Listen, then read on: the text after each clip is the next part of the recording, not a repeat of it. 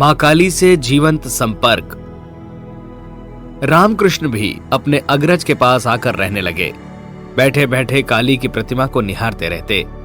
उनकी भक्ति और श्रद्धा से अभिभूत होकर बड़े भाई ने अपनी संस्कृत पाठशाला का काम संभाला और पूजा पाठ का दायित्व रामकृष्ण को ही सौंप दिया। नए पुजारी का पूजा विधान विचित्र था। वे प्रतिमा को सजीव विग्रह मानकर व्यवहार करते थे, जैसे किसी देवी की नहीं, जागृत और जीवंत माता की सेवा कर रहे हों। संवाद इस तरह चलते थे जैसे प्रतिमा जवाब भी दे रही हो। काली पूजा और साधना करते हुए रामकृष्ण को इहलोक का लगभग विस्मरण हो गया। दूर दूर तक उनकी साधना और समाधि की चर्चा फैल गई। लोग उनका दर्शन करने आने लगे। मंदिर में भक्तों की भीड़ लगने लगी। भक्त और सिद्ध संतों के रूप में बढ़ती हुई ख्याति के दिनों में ही रामकृष्ण का विवाह हो गया। पत्नी उम्र में 16 वर्ष छोटी थी, लेकिन उम्र के अंतर का इससे कोई संबंध नहीं था। विवाह सामान्य गृहस्थ जीवन बिताने के लिए नहीं हुआ था।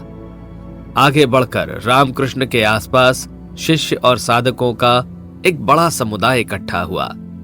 उनकी देखभाल और स्नेह देने के लिए ही जैसे यह परिणय हुआ था। स्वयं रामकृष्ण की स्थिति ऐसी नहीं थी कि वे साधकों की भी छोटी मोटी जरूरतों का ध्यान रख सके।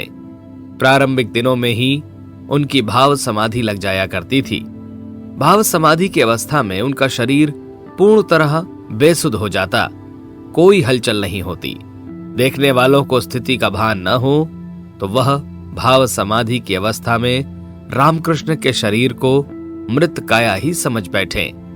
उस अवस्था में मां शारदा मणि ही रामकृष्ण की देखभाल करती। एक हाथ में रुपया और दूसरे हाथ में मिट्टी का ढेला लेकर दोनों को गंगा में फेंकने की विचित्र लीला भी इन्हीं दिनों हुई।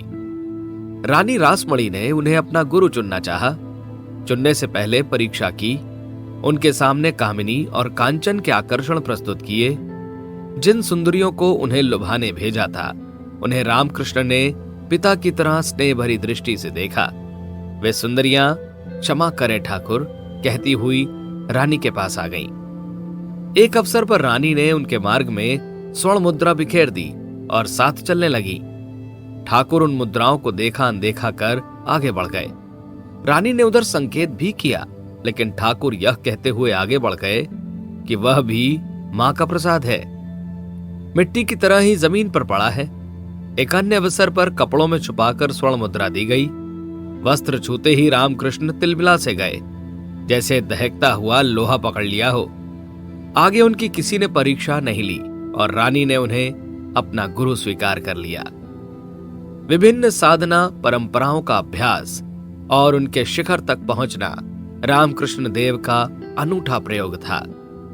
राम की उपासना शुरू की तो हनुमान की तरह व्यवहार करने लगे। राम रघुवीर कहते हुए वे वृक्षों पर चढ़ जाते, फल तोड़ते, दांत से काटते और चख कर फेंक देते।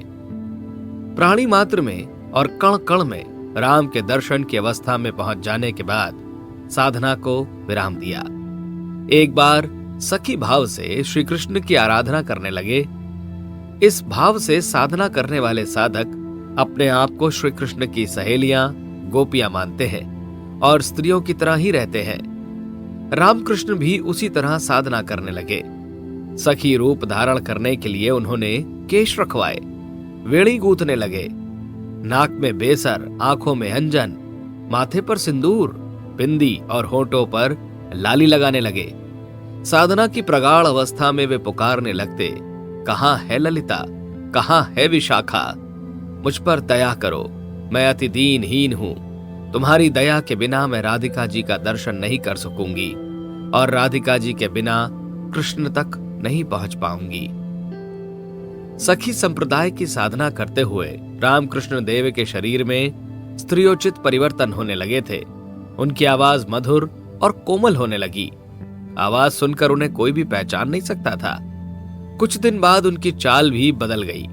वक्ष पर स्त्री जैसे उभार दिखाई देने लगे और पांव किसी तनवंगी नारी की तरह संभल संभल कर उठते थे। साधना की यह स्थिति प्रमाण है कि तन्मय होकर आराधना करने पर व्यक्तित्व में आमूलचूल परिवर्तन आने लगता है। यहां तक कि शरीर भी उसी के अनुसार ढलने और बदलने लगता है। सखी भाव की साधना को विराम देने के महीनों बाद ठाकुर सहज स्थिति में पहुंचे।